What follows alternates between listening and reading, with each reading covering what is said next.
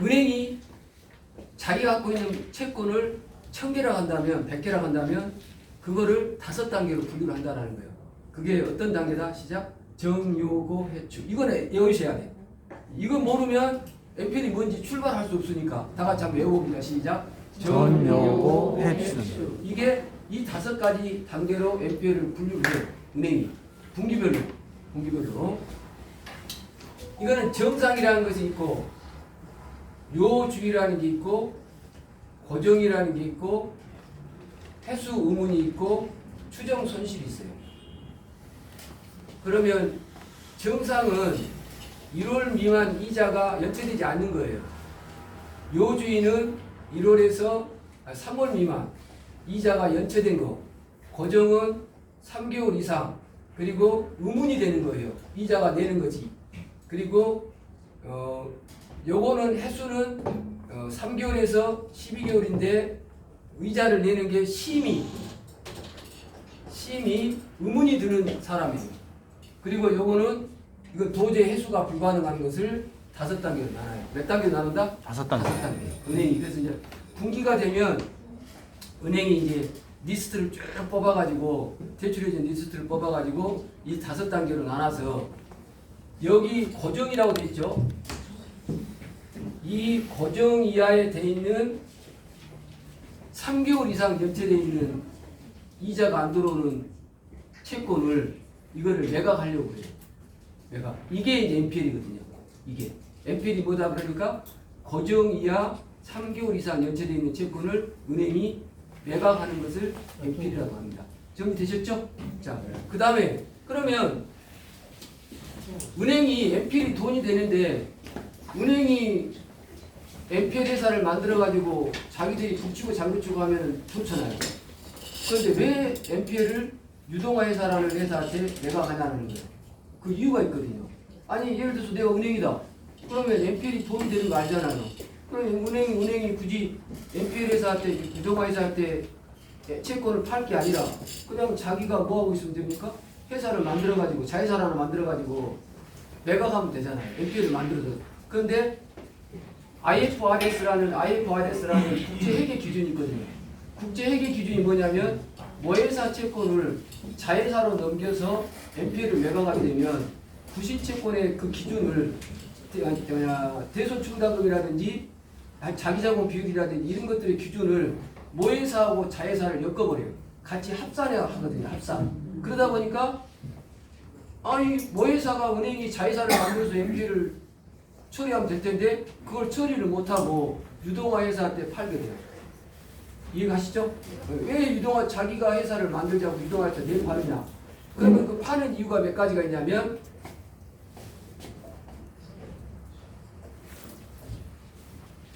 자기 자본, 그 다음에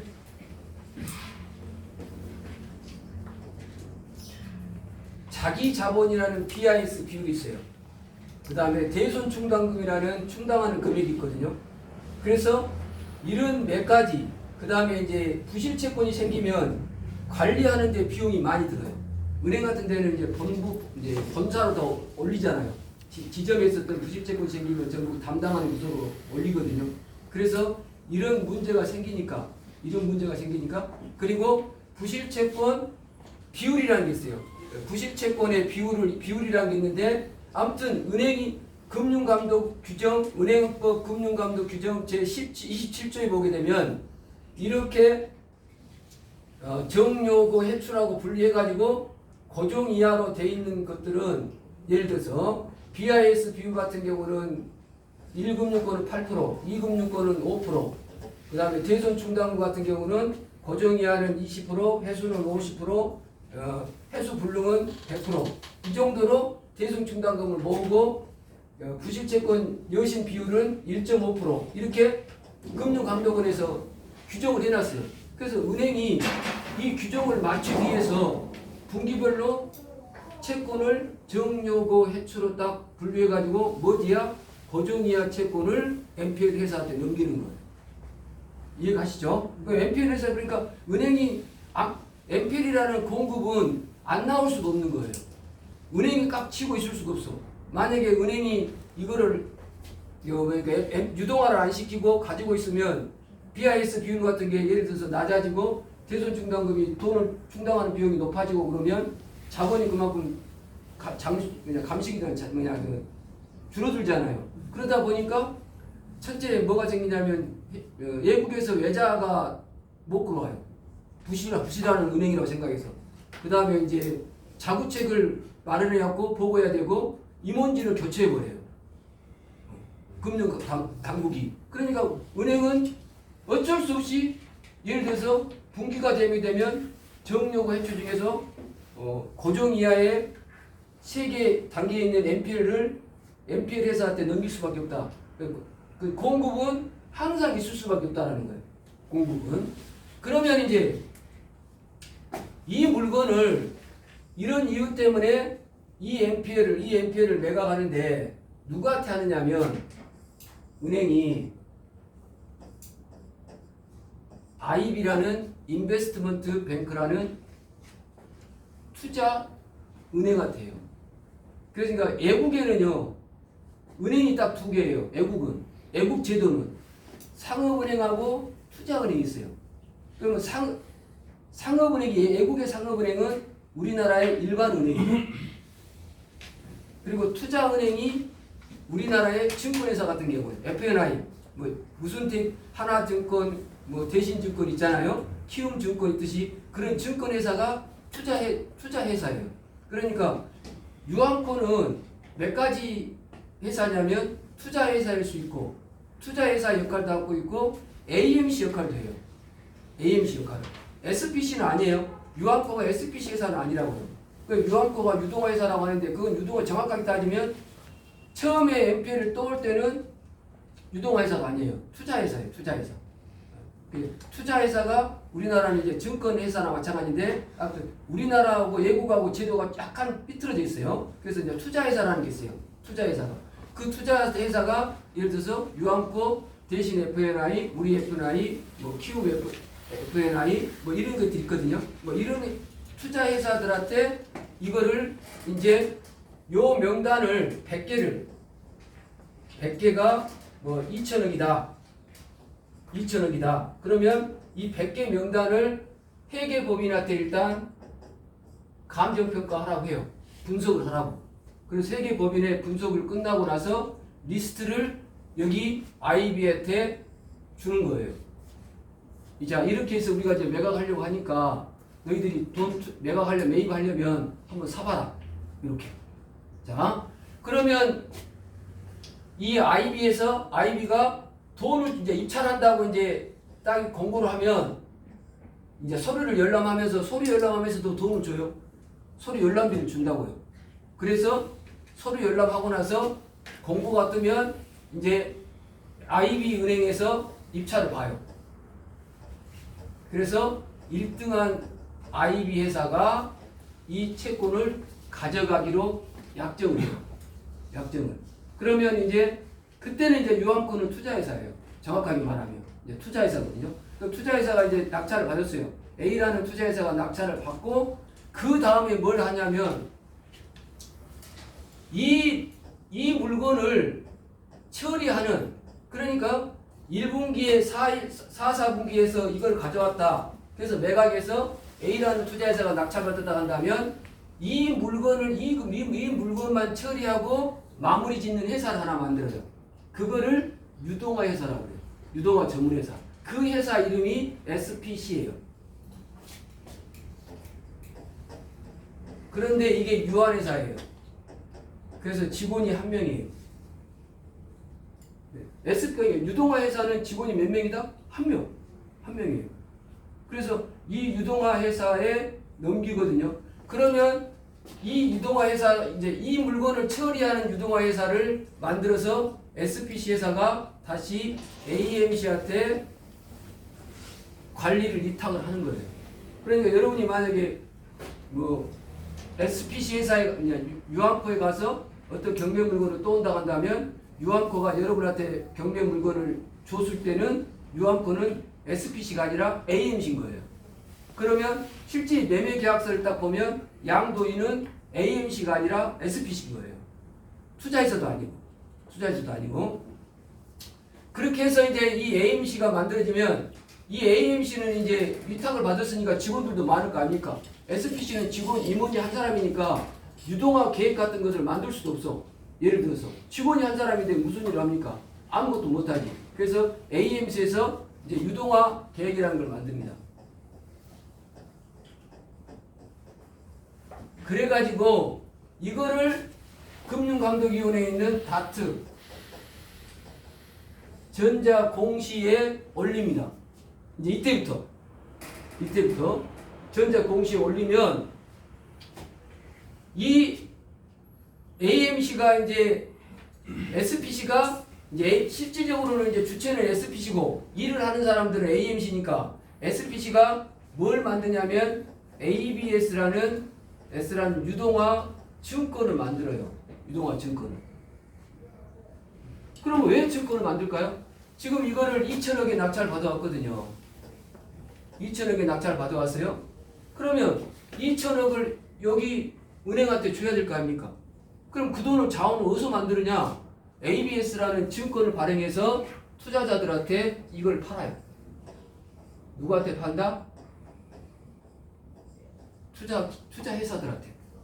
그럼 은행이 살 수도 있고 외국계 투자회사가 살 수도 있고 투자회사 사서 그 돈이 얼마가 모아지면 예를 들어서 2천억이니까 증권을 만들었을 때는 예를 들어서 200억을 만들고 투자 2천억을 이 사람 사는 사람한테는 2,100억을 채권으로 나중에 채권을 이자율을 100억을 주고 나머지 100억 갖고 이제 유동화가 자산회사 이탁관리회사한테 비용을 처리하고 이게 다 끝나면 이 유동화 회사는 이게 이제 유동화 계획에 따라서 일이 끝나면 유동화 회사는 사라져 버려요.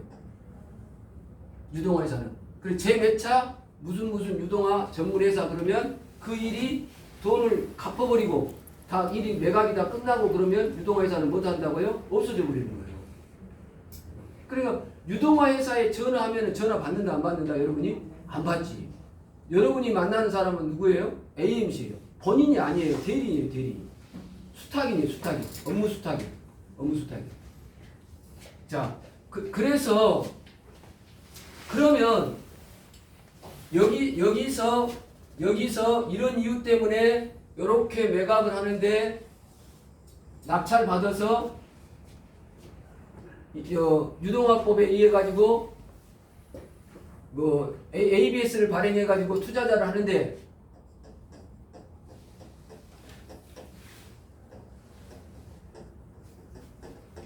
자산 유동화에 관한 법률은 잘 보세요. 누구를 위한 법일까요? 자산 유동화에 관한 법이 누구를 위한 법이냐면 이 투자자를 위한 법이에요.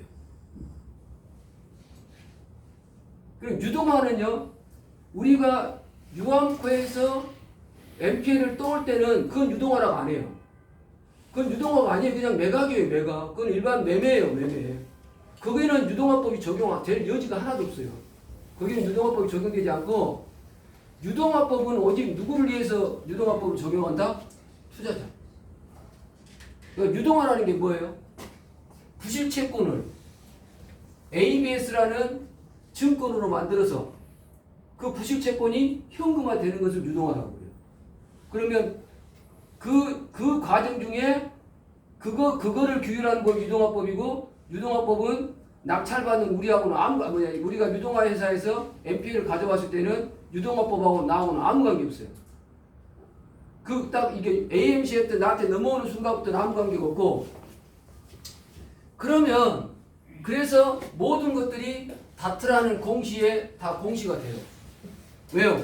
유동화 회사가 움직이는 SPC 회사가 움직이는 모든 것들이 다 다트라는 공시제도 전자공시 시스템에 거기에다 공시가 돼요. 결국에 누구를 보호하기 위해서? 투자자를 보호하기 위해서. 투자자.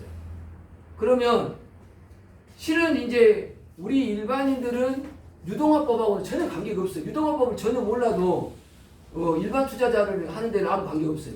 그럼 유동화법은 누구한테 필요하냐면 IB, 투자은행과 SPC, AMC 직원들한테는 필요해요. 여기까지만. 그러면 예를 들어서 유동화법을 적용하면은 참 좋은 점이 뭔데요? 예를 들어서 그러면 민법 450조에 449조에서 채권을 양도하면 채권자가 채무자에게 통지하도록 되어 있거든요. 그런데 그 통지를 원래는 양도인이 해야 되는데 유동화법을 적용받으면 양수인도 할 수도 있어요. 양수인도. 예를 들어서 그러니까 누구도 할 수 있다는 거예요? SPC도 할 수 있다는 거예요. 그 다음에 원래 이제 이 저당권을 가져오면 저당권을 SPC한테 넘기면 우리가 민법 186조 2에서 법률에 의한 물권 변동은 등기와 효력이 발생하거든요. 그런데 이거는 자산 유동화에 관한 법률에 의해서 적용되는 법이 저당권이 넘어오기 때문에 등기 안 해도 돼요. 그러니까 내가 등기를 떼보면 무슨 은행으로 돼 있는데 그 채권이 누구한테 넘어갔다 하더라도 SPC한테 넘어갔다 하더라도 자산 유동화법을 따라서 SPC한테 넘어갔다 하더라도 등기에 나온다 안 나온다? 안 나온다는 거예요. 안 나온다는 거예요. 등기가 그 다음 부가가치가 없어요. 부가가치세가 면세예요. 여기서 채권이 일이 넘어오면서 여기서 채권이 또 다른 사람한테 넘겨올 때 부가가치세법 적용 안 해요. 면세예요. 면세. 부가가치세법 적용하는데 면세예요. 면세. 부가가치세법 적용하는 거예요. 이런 몇 가지 특징을 있거든요. 그래서 유동화법 그러는 거예요. 그런데 그거는 일반 투자자인 나하고 관계있다 없다? 전혀 관계있다. 내가 이제 유동화 회사에 취업하려든지 그러면 여러분들이 이제 필요할 수 있겠죠. 그래서 여러분이 여기는 신경 쓰지 않으셔도 돼요. 여기는. 그러니까 앞으로 이제 유동화 채권 NPL을 사면서 자산 유동화에 관한 법률을 언급할 필요 있다 없다? 없다. 근데 단 하나. AMC에서 대부 법인으로 논세일로 넘어올 때 AMC에서 대부 법인으로 논세일로 넘어올 때는 이 은행의 저당권이 바로 나한테 넘어온 게 아니라 이 은행의 저당권이 SPC로 갔다가 SPC에서 나한테 넘어와요. 그걸 복등기라고 해요. 그러니까 등기가 몇 번 일어납니까? 2번 일어나요. 자, 그러니까 예를 들어서 여러분이 이제 논세일을 한다 했을 때는 유동화에 관한 법률을 좀 알아야죠. 자산 유동화에 관한 법률을. 그런데 논세일이 아니라 이제 채무 인수 방식이나 뭐 대입변제나 혼합계약이나 입찰이행 참가 조건부, 채권 양수도 계약이나 사후정산 방식이나 여러 가지 변형된 논세일이 아닌 변형된 어떤 계약을 가지고 내가 유동화의 채권을 가져왔을 때는 나하고 관계없지. 어차피 저당권은 나한테 넘어오는 게 아니니까. 저당권 나한테 넘어오는 게 아니니까. 그래서 유동화에 관한 법률이라는 게 필요한 겁니다. 자, 그러면 이제 제가 연구를 해보니까 NPL은 두 가지가 있더라는 거예요. 하나는 담보부 NPL이 있고 무담보부 NPL이 있더라는 거예요. 자, 경매에서 저당권자가 경매를 집어넣는 것은 무슨 경매라고 그럽니까? 임의 경매. 그건 다 NPL이에요. 담보 NPL이에요. 그 다음에 집행권원에 의해 가지고 경매를 집어넣는 것은 강제경매. 그건 전부 무담보 NPL이에요. 그래요. 경매에 나온 물건은 다 뭐다? 다 같이 NPL인 거예요. NPL.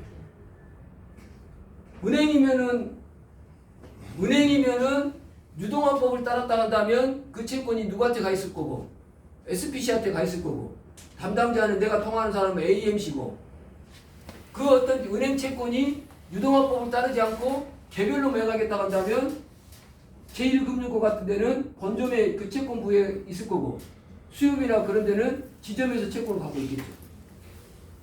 경우가 다 달라요. 일률적인 게 아니라.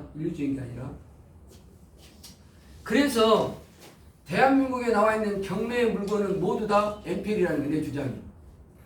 그래서 어떤 회사가 NPL 물건만 따로 분리해갖고 이렇게 올려주고 그러는데 그거 아무 없어요. 그거는 뭐냐면 자산 유동화에 관한 법률을 적용받는 NPL이라는 뜻이에요. 그런 이제 유동화 무슨 매차 유동화 전문회사 이런 것들만 개발자가 꼬집어가지고 거기에 걸리면 그 사건 번호를 이렇게 개발할 때 이렇게 분류할 수 있도록 만들었기 때문에 MPL이라는 게 따로 분류가 되는 거지 그거 아무 의미가 없어요. 그거는 뭐니까? 유동화법을 적용받는 MPL이니까.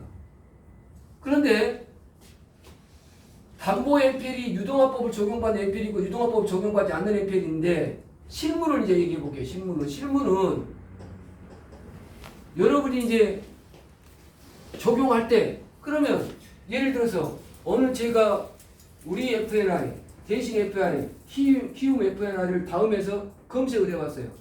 홈페이지가 없어. 대신 증권, 키움 증권, 우리 증권은 있는데 우리 FNI, 대신 FNI, 키움 FNI라는 증권회사가 만든 자회사인 투자회사는 사이트가 없더라고. 안 보이더라고. 사이트. 자 그러면 그런데 이제 유암코라든지 여러분이 유암코라든지 이런 회사에 들어가 보면 회사 사이트에 자기들이 갖고 있는 물건을 올려놓는 창이 있거든요. 거기 들어가면 물건을 구입할 수 있지. 그런데 그 물건은 많을까요? 적을까요? 적지. 한정돼 있지. 그 물건에 대해서는 올려놨으니까. 그래서 그렇게 접근하지 마시고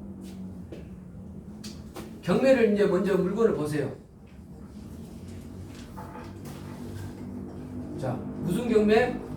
임의 경매와 강제 경매를 구분해 가지고 임의 경매는 뭘 본다? 채권자를 본다. 채권자에 보면은 대부분 경매정보 사이트에 들어가면 기일 검색, 송달리 문건 처리 내역, 송달리 내역 이렇게 나오죠. 문건 처리 내역에 보면은 대부분 경매정보 사이트 문건 처리 내역에 보면 경매를 신청한 채권자가 채권자 변경 신청이라는 게 돼 있어요. 그러면 동그라미 채권자 변경 신청 이렇게 나오거든요. 그게 SPC로 넘어갔다는 거예요. 유동화 채권으로 넘어갔다는 뜻입니다. 그게 이제 그런 것들은 이제 나중에 이제 판서가 아니라 이제 화면을 보면서 설명할 기회가 있을 겁니다. 그러면 그래서 이제 제가 이제 실무를 해보니까 여기 들어가서 물건을 찾지 말고 경매 물건을 찾으라는 거예요. 먼저 경매 물건을 찾으셔가지고 이거를 일반 매매로 낙찰받아서도 돈이 될 것 같다. 그러면 콜. 굳이 NPL을 뜰 필요가 뭐 있어요? 복잡하게. 그런데 NPL의 장점이 뭡니까? 소액 투자. 그 다음에 1등 할 수 있고 그 다음 양도소득세가 없거든요. 어떤 경우는 예를 들어서 이런 몇 가지 장점이 있으니까 난 NPL에 접근하고 싶어. 꼭 이 물건을 먹어야 돼. 그럼 NPL로 가야죠. NPL. 나는 이거 사가지고 양도소득세를 한 푼도 안 내고 싶어. 그럼 NPL로 가야죠. NPL. 그 몇 가지 이유가 있을 때는 NPL을 선택하시면 돼요. 그때는 어디로 간다? 예를 들어서 이 물건을 경매 물건을 봤어. 너무 좋아. 내가 입찰 보려고 하는데 가만히 보니까 이번에 교육을 받아서 NPL이라는 교육을 받았는데 그때 정 교수님이 뭘 하겠다? 예를 들어서 채권자를 보라겠죠. 채권자를 봐서 채권 금액을 봐가지고 이거 NPL 교육을 받았으니까 이걸 NPL로 가져올 수 있다고 한다면 1등 할 수 있고 소액 투자가 가능하고 양도소득세도 절감할 수 있고 이런 장점이 있으니까 나는 NPL로 가고 싶다. 그러면 다 같이 이제 적으세요. 이제 이것만 필기하시면 돼요. 노얄 펀드. 이해가시죠? 다른 거는 적고 뭐 하실 거 없어요. 왜 그러냐면 여러분 봐요. 강의를 하는데 제가 이제 강의한 지 25년, 30년 됐거든요. 이 바닥에서. 저하고 같이 강의하는 사람 중에 두 사람은 교수가 있어요. 저처럼 아무것도 안 보고 강의하는 사람. 그런데 PPT 파일을 띄워놓고 강의하는 사람. 10년 전부터 이제 PPT로 띄워놓고 강의하는 게 추세였는데 그 사람들은 나를 따라올 수가 없어요. 이제 실력이. 보고 강의하는 거는 쉽거든요. 연습만 하면 돼. 그런데 아무것도 없는 백지에다가 어떤 여러분이 이 중에는 또 나보다도 고수도 있을 텐데 지금 떨려 죽겠는데 예를 들어서 고수분도 계실 텐데 또 염탐하러 오신 분도 계실 거고 나 스카우트 해달라고 연분이 다 계실 텐데 이런 분들 앞에서 내가 예를 들어서 가수가 노래를 부르는데 안 떨릴 리가 있어요. 무대에 섰는데. 그래서 이제 공개 강의는요. 여러분 혹시 공개 강의 들으러 가시면 안 보고 좀 해달라고 하세요. 안 보고 해야 진짜 실력이 나오지. 박수 한번 줘야 됩니다. 안 보고 해야 진짜 저 사람이 실력이 있는지 없는지 알 거예요. 제대로 MPL을 끼고 있는지. 내가 MPL 회사 직원들 100명을 모아놓고 해도 이 정도 이렇게 알고 있는 이 체계를 알고 있는 사람도 별로 없어요. 자기 업무만 알지. 자기 업무만. 자, 그래서 경매 물건을 봤는데 내가 일반 경매로 가면 좋은데 가만히 보니까 채권자가 보니까 은행이 7억을 대출해주고 10억을 채권 채액을 잡았더라는 거예요. 예를 들어서요. 그런데 지금 이게 5억까지 떨어진 거예요. 그러면 나는 6억에 7억 정도도 입찰 보려고 했는데 그러면 잘하면 내가 7억에 직접 낙찰 받아갖고 7억을 납부하면 그래서 10억에 팔면 나는 양도소득세가 3억이 생기죠. 양도차익이. 그런데 만약에 이걸 NPL로 또 와서 내가 10억까지 6억에 사가지고 와가지고 지금은 안 되지만 논세일인 경우는 가능하죠. 6억에 사가지고 와가지고 10억에 낙찰 받으면 취득가가 얼마예요? 10억이죠. 그럼 10억짜리를 10억에 팔면 양도 차익이 하나도 없잖아요. 그럼 양도소득세가 있다 없다? 없다. 이렇게 가죠. 대신 세법에 보면 실질과세 원칙이라는 게 있어요. 세법에 소득세법 통칙에 보면 실질과세 원칙이라는 게 뭐냐면 그건 네 생각이고 실제 너는 6억에 샀으니까 6억에 못 가니까 10억에 팔았으니까 4억을 세금을 내라고 나한테 통지가 나올 수도 있다 없다? 있다. 사람이 살아가는 일이다 보니까 그렇게 했다고 통지를 받았다고 한 사람도 있더라고요. 통지를 받았다고. 그러니까 시중에 떠돌고 있는 것들이 전부 진실은 아니다. 그러니까 여러분들이 있어야 할 곳은 오직 어디다? 다 같이? 거짓말 안 한다 이거예요. 말이 하나라도 알려준다 이거예요. 아니 교수님 어제는 내가 이제 수원에서 강의했는데 나보고 한 50명 되는 수강생들이 교주라고 그래요. 교주. 앞으로 저를 MPL 교주라고 부르세요. 교주님 양도소득세 없다겠는데 양도소득세가 덜썩 나와버리면 문제 되잖아요. 예를 들어서 말이 하나라도 알려줘야지. 제가 뭐라겠어요. 저는 저의 역할이 여러분에게 만에 하나라도 생길 수 있는 문제를 알려줘서 여러분들이 투자하러 가자 그러면 딱 따라가는 것이 아니라 그 투자하러 진짜 가야 되는지 안 가야 되는지에 대한 정확한 실력을 쌓게 쌓아주고 그리고 열심히 돈을 벌어가지고 그리고 10건 하고 9건을 성공했어. 근데 한 건에서 실패했어. 그러면 대래 여러분이 우리를 와서 응원해 줘야지. 그럴 수도 있다. 사람이 살다 보면 그럴 수도 있는 거예요. 그게 뭐예요? 그게 실력이지.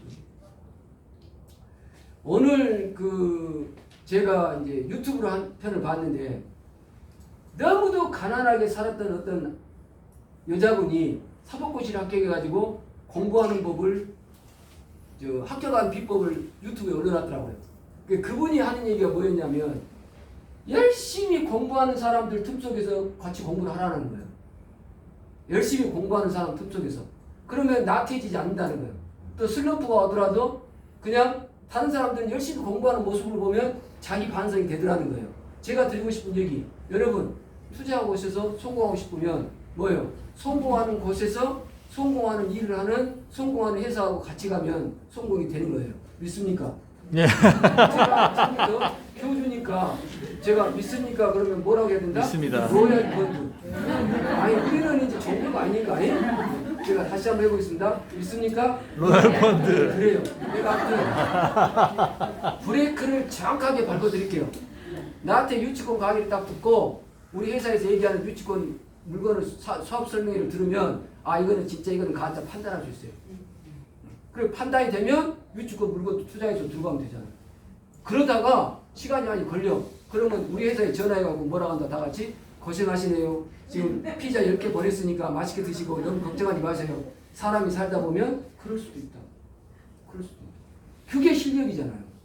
자기가 알고 가시라는 거예요. 결론이. 모르고 가면은 항상 위험이 리스크가 많은데 여러분이 정확하게 알고 가면 리스크 없다는 거예요. 그래서 경매 물건을 보시다가 이거 MPL인 것 같다. 그러면 정규과정 들어서 혼자 하시든지 명도 하려고 그러면 이제 애도 먹고 그러니까 소송하려고 그러면 변호사비 많이 들고 그러니까 아예 그러면 회사한테 오셔서 우리 본부장님들이랑 이렇게 같이 가시든지 그건 여러분이 선택하시라는 거예요. 강제경매도 MPL이 있어요. 자 보세요. 제가 이제 경매 물건이 MPL이 좋은 장점을 여기서 잠깐 설명을 해드릴게요. 내가 10억짜리가 대출이 7억이 나와서 채권 최고액이 10억에서 이자가 10억까지 찼어요. 그런데 이거를 내가 6억에 떠왔어요. 그랬는데 내가 이거를 얼마에 낙찰받았냐면 7억에 낙찰받았거든요. 그러면 이 채무자는 나한테 갚아야 할 돈이 얼마 남아있어야지? 10억을 갚아야 할 사람이 예를 들어서 7억에 낙찰됐으니까 3억은 남아있잖아요. 3억은. 그러면 이 3억을 이제 어떤 AMC는 매각하면서 재추심하지 말라고 그래요. 특약사항이 나와요. 그럴 때는 안 돼. 그럴 때는 안 되는데 그런 특약이 없었다 한다면 내가 3억을 나중에 또 추심할 수 있어요. 양수군 청구소송 제기해갖고 순서 판결 받아놓으면 10년 갑니다. 9년 9개월 동안 아무 흔적도 메시지도 보내지 마. 그래가지고 한 몇 개월 남겨놓고 그 사람 뒷조사를 해. 재산조회를 해. 그래가지고 아파트 갖고 있으면 거기다가 경매 넣는 거예요. 그러면 10억을 안 갚아도 경매 당했으니까 돈 3억을 안 갚아도 된다라고 생각한 사람은 이제 파산을 하든 해생을 하든 이걸 잊어버리고 있을 거 아닙니까? 그러니까 파산재단이나 해생재단이 이걸 넣지 않으면 이게 면책이 안 되거든요. 그러니까 자기가 집을 하나 가져. 또 로또가 돼가지고 집을 하나 20억짜리 갖고 있어. 그럼 거기다가 경매집은 3억 가져올 수 있잖아요. 또 보세요. 얼마나 재밌는지. 채권이 10억이에요. 가압류가. 그런데 경매 사건의 95%는 가압류는 배당이 안 돼요. 경매 순서가 경매 비용, 제3취득자의 비용상환 청구권, 그 다음에 최우선 변제, 소액보증금, 3개월 진금, 3년치 퇴직금, 당해세, 저당권, 세금, 나머지 세금, 공과금 이렇게 넘어가거든요. 순서가 9가지 순서가 있는데 가압류는 제일 마지막이에요. 제일 마지막에 배당이니까 가압류까지 배당되는 물건은 경매에 안 나와요. 아예 일반 매매로 팔지.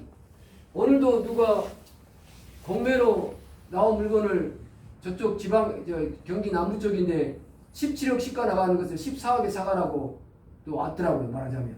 그런데 이제 아무튼 가압류는 한 푼도 배당이 안 돼요. 그런데 그러니까 가압류가 10억짜리 있다 하더라도 이 사람은 뭐예요? 꽝인 거예요. 그럼 내가 얼마 주고 사오냐면 100만 원 주고 사오는 거예요. 그래놓고 몇 년간 갖고 있는다 다 같이 9년 9개월 동안 갖고 있는 거예요. 1000만 원이면 10개만 모으면 100억을 내가 채권을 갖고 있잖아요. 그 중에 한 건만 터지면 로또잖아요. 이렇게 하는 사람도 있어요. 이렇게. 그러니까 NPL의 방법은 무궁무진합니다. 경매 나온 물건이 몇천 건, 몇만 건이잖아요. 그러면 경매한 사건에 채권자가 10명이라고 한다면 10,000건이 경매 나왔다고 한다면 10만 건이라는 채권자가 있잖아요. 나한테. 그러면 거기 들어가서 내가 컨택만 잘하면 10억짜리를 100만 원에 사오면 예를 들어서 10억짜리 한 푼도 못 받는 누가 100만 원에 사간대. 좋다고 팔죠. 팔죠. 대신 이제 소비 처리하는 회사들은 안 팔아요. 캐피탈이나 뭐 이런 회사들은 은행이나 금융권들은 안 팔아요. 근데 개인이 그렇게 일반 회사들은 소비 처리가 안 되는 경우는 팔 수도 있죠. 그래서 경매하시다가 NPL로 갈 수 있는 장점이 그 다음에 경매는 그 다음에 이제 NPL이 좋은 이유가 이제 하나를 더 설명하고 나머지 좀 들어갈게요. NPL이 좋은 이유가 뭐냐면요. 예를 들어서 이거를 6억에 가져오잖아요. 6억에 가져오면 소액 투자가 가능해요. 논세일로 가져오면 1억을 계약금 걸고 5억은 질권대출 받으면 돼요. 채무인수 방식으로 가져오면 채무인수가 뭐냐면 A가 채권자예요. 은행이에요. B가 채무자예요. 이제 10억을 빌렸어요. 아니 7억을 빌렸어요. 그런데 은행은 돈을 10억을 받을 권리가 있거든요. 6억을 빌렸거든요. 그런데 내가 이 채권자하고 채무인수 방식으로 계약을 맺으면 내가 만약에 나중에 7억을 낙찰받잖아요. 7억을 낙찰받으면 상계 신청하고 채무인수 승낙서를 법원에 매각 결정기일 전에 제출하면 잔금, 경락잔금 안 내도 돼요. 그게 원래 오리지널 채무인수 방식이에요. 채무인수라는 건 오리지널 채무인수는 채권자가 갖고 있는 채무를 내가 안고 사겠다, 안고 경매로 낙찰받겠다는 거예요.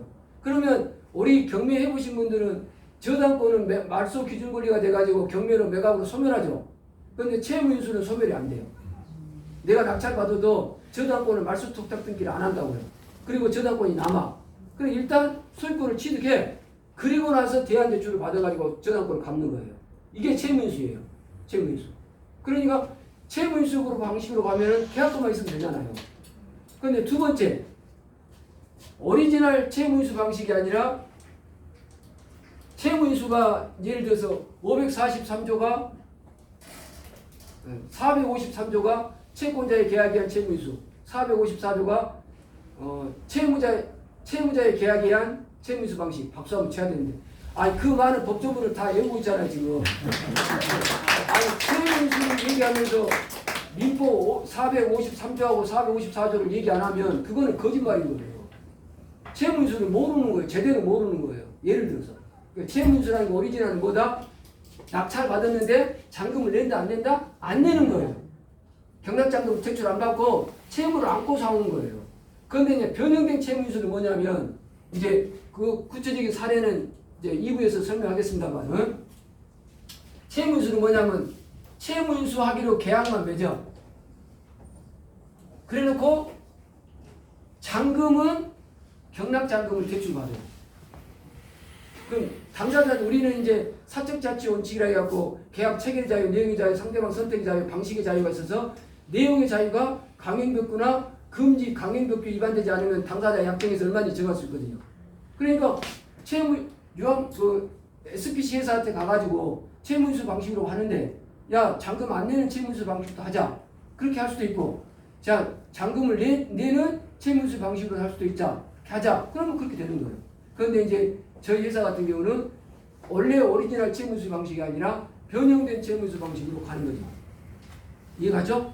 그래서 원래 그러니까 여러분이 헷갈리는 거예요. 아니 채무인수인데 왜 경락잔금을 내가 내야 되냐는 거예요. 그런데 그거는 오리지널 채무인수 방식이 아니라 453, 454가 아니라 변형된 채무인수 방식이다. 그 변형된 채무인수 방식은 그 채무인수가 민법 규정이 임의 규정이거든요. 강행 규정이 아니니까. 임의 규정이니까 민법의 대원칙인 계약자의 원칙에서 당사자 약정에서 채무인수 방식의 내용을 정할 수 있다 없다? 있다. 두 당사자의 청약과 승낙이 만나서 합치만 되면 강행법규 위반이 안 되면 그건 유효하거든요. 그래서 우리가 얘기하는 앞으로 2부 때 얘기하는 우리 회장님이 말씀하시는 회장님은 나 교주예요. 왜 그러냐면 나는 말빨만 세. 그러고 법만 많이 알아요. 법만 많이 하는데 회장님은 실전 전문가잖아요.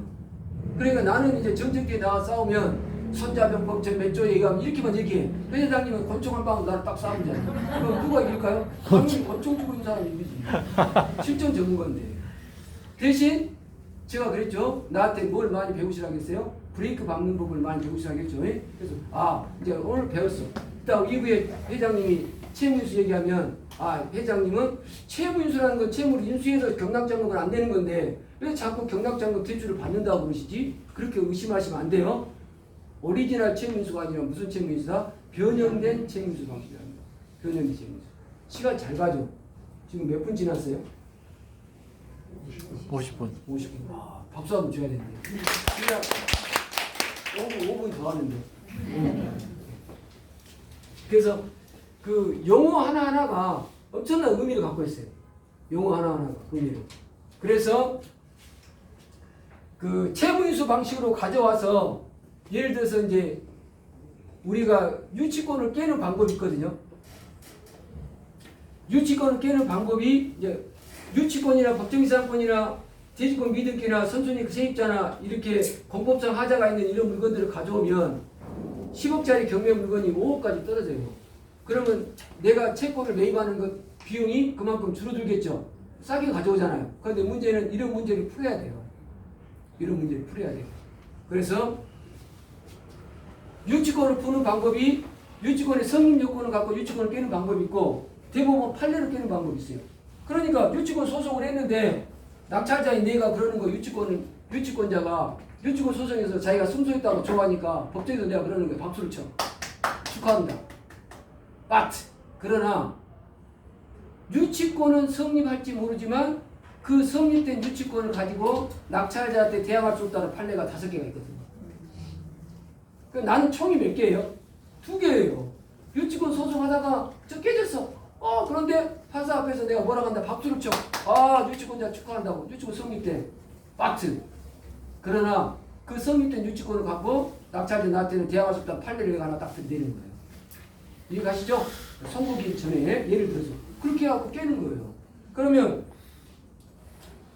유치권을 갖고 있는 유치권을 깨는 노하우가 있어요. 이론이.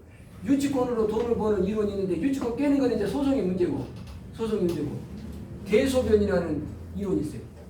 무슨 이론? 다 같이 대소변. 제가 이거 창시한 겁니다. 그래서 MPL 강의를 두 문자로 일원화시키는 사람이 저예요. 제가 지금 최근에 그걸 이제 두 문자로 일원화시키거든요. 자, 유치권을 깨는 방법은 유치권 성립 요건을 깨는 방법이 있고 유치권이 성립되지만 낙찰자에게 주장할 수 없는 법리를 갖고 깨는 방법이 있는데 로얄 펀드가 갖고 있는 예를 들어서 유치권으로 유치권을 깨서 수익률을 100% 200% 만드는 이론이 뭐다? 다 같이 대소변. 안 잊어버리겠죠? 대소변이니까 대변 소변이잖아요. 절대로 안 잊어버리지. 대소변이라는 이론이 있어요. 대소변. 그게 뭐냐면 대자가 경락장금 대출을 미리 사전에 맞춰줘요. 경락장금 대출. 은행하고 유치권 있지만 경락장금 대출 해주겠다고 콜을 먼저 받아놓는다고요. 정리되죠? 노하우가 있잖아요. 제가 컴퓨터 기사를 불러가지고 컴퓨터가 안 된다고 했더니 위에 있는 것을 밑으로 꼽으니까 이게 컴퓨터가 작동되는 거예요. 돈 달라는 거예요. 돈 줬잖아요. 아무리 쉬운 것도 모르면 어려운 거예요. 자, 유치권으로 돈을 수익률 200% 내는 노하우가 이론이 있다 없다? 있다. 이 이론을 여러분이 대한민국에서 처음 듣는 거예요. 처음 무슨 이론이다 다 같이? 대소변 이론이에요. 대소변. 노예펀드가 갖고 있는 노하우 대소변 이론. 대가 뭐다? 대출을 미리 맞추는 거예요. 대출이 안 나온다면 안 들어가요.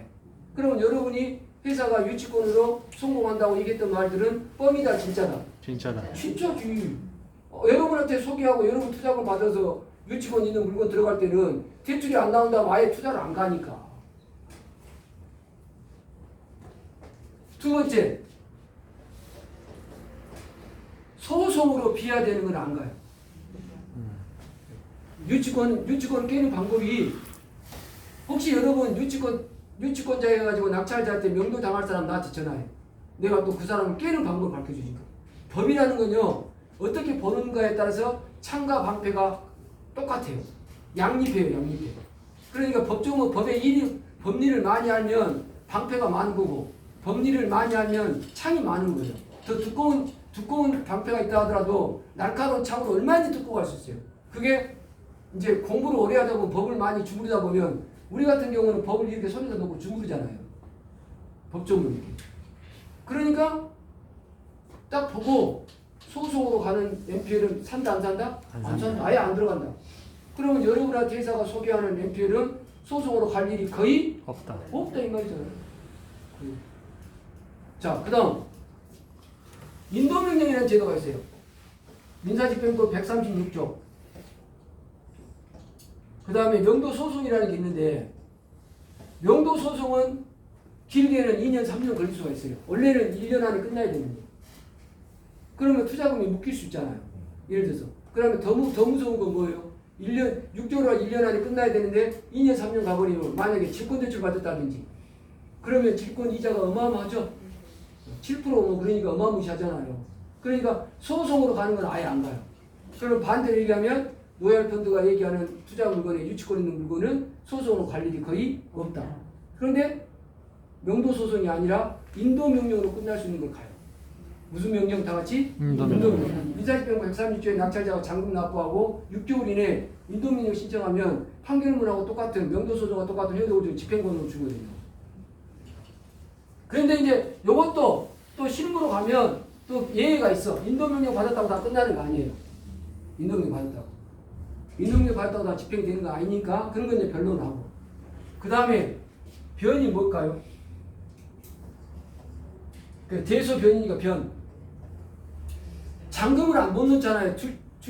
대출을 못 받아가고 잔금을 못 넣잖아요.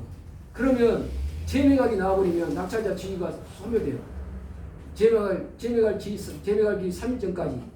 법적으로는 그렇지만은 당일까지는 잔금을 넣어야 되거든요. 그래서 재매각이 결정이 돼서 재매각이 들어가 버리면 전 소유자의 낙찰자의 소유권을, 낙찰권은 없어져 버리는 거거든요.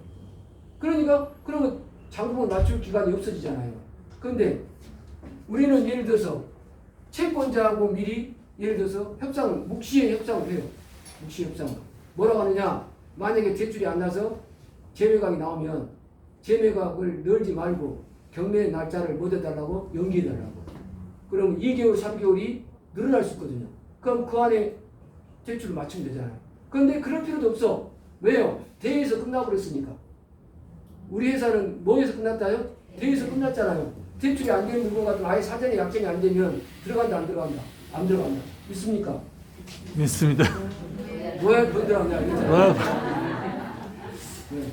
이해 가시죠? 예. 그래서 다 노하우가 있어요. 여러분이 상상할 수 없는 어마무시한 그런 노하우가 있거든요. 그리고 이것들은 우리 머릿속에 다 장착이 돼가지고 다 지시가 돼 있어요. 지시가. 뭐 보고 설명하고 그런 게 아니고 보고 설명하고 그런 게 아니고 전부 지시가 돼 있기 때문에 그냥 무슨 문제가 생기면 딱 보면 프로그램이 작동을 해요. 프로그램이. 작동해서 아 이건 유튜브 성립한다. 이건 안 한다. 대신 이제 대출 된다 안 된다는 나도 모르지. 그건 은행의 문제니까. 은행의 문제니까. 그래서 은행이 대출해 줄 수 있도록 우리가 유치원이 성립하지 않는다는 판례라든지 이제 그런 것들을 자료를 많이 만들어 가지고 대출 신청할 때 집어넣죠. 대출 사전에. 그 다음에 하나만 하고 이제 마무리 짓게요. 재밌죠? 네. 그럼 또 박수 쳐야 되는데. 아니, 박수가 여름에 부르면 박수가 많이 나와야 앵콜도 나오고 그러잖아요. 하나만 하고 이제 마무리 하겠습니다. 그래서 이게 있고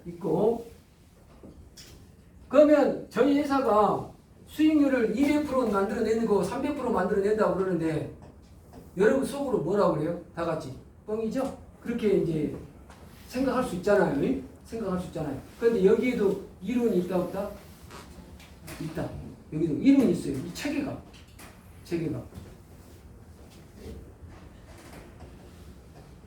경보재매라는 이론이 있어요. 무슨 이론? 경보재매. 경보재매라는 이론을 갖고 수익률을 만들어냅니다. 첫 번째, 경락잔금 대출 받아서 투자금을 회수합니다. 투자금. 그리고 명도 끝나고 나서 그 부동산을 임대를 넣습니다. 보증금을 받고 투자금을 회수합니다. 재 1년 지나가지고 재감정 받아서 20, 30%를 또 회수합니다. 그리고 대출 안고 매매를 합니다. 그럼 매매 차익이 생기는 거죠. 그래서 회사가 갖고 있는 200% 수익률을 만들어낸 이론이 뭐다? 대소변. 나도 잊어버렸네. 경보재매.